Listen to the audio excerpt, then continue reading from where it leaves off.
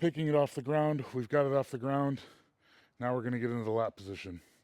So we've picked it, we've pushed it off the ground.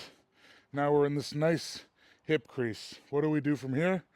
I'm going to drop straight down. It's the same cues as the little side step up single leg squat thing that I did in my last post.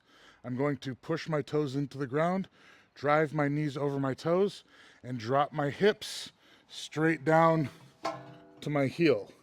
Now you'll see that I have my hips underneath the log, which is going to allow me to push straight up into it, as opposed to what we went over last week with the with pulling it off the ground.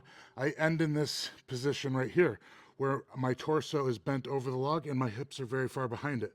This is going to cause me to have to push horizontally with my hips into the log, and usually I'm already doing it just naturally because that's how poor this positioning is. But the most common thing that I see come from this in this section of the lift is when the athlete has a bad pick and a bad lat position, they are cleaning it and having to get on their toes to sort of hip thrust it forward so it looks like this. So I've pulled it off the ground, I'm in my lat position, and I have to push like that.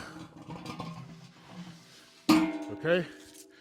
Anytime you see the heels raise during the clean, that is bad technique. That is not going to optimize the amount of force that you can put into the log. It's not going to maximize your performance. So again, I'm going to pick the log by pushing it off the ground, pulling it into my hip crease, dropping the hips straight down, internally rotate at the shoulders as I drop with the hips, and now my hips are under it.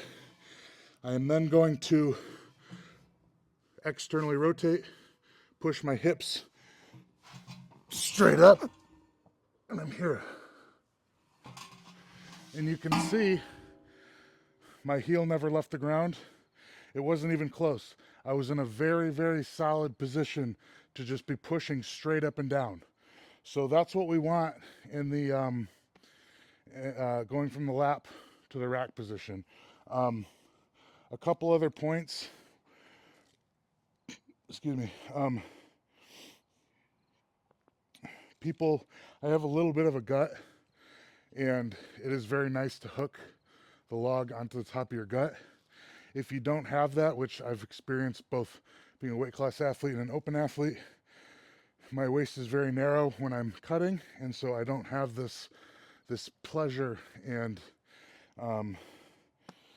added belt basically to clean the log. So it's going to want to slip out more, and this can be fixed with what I'm showing, with the hip contact, with dropping straight down and keeping it close to you, because more slippage is going to occur with less of a gut and the hips being back. So like I said, we can just fix it here, staying close to it and coming up.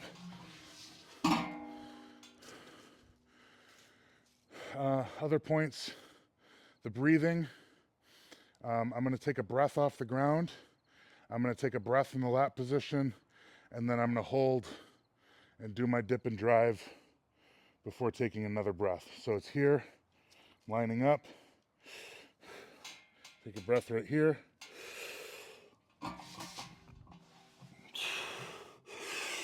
Another breath.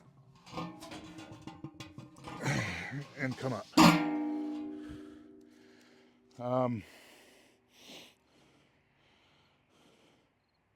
That's it. We'll do the dip and drive next week.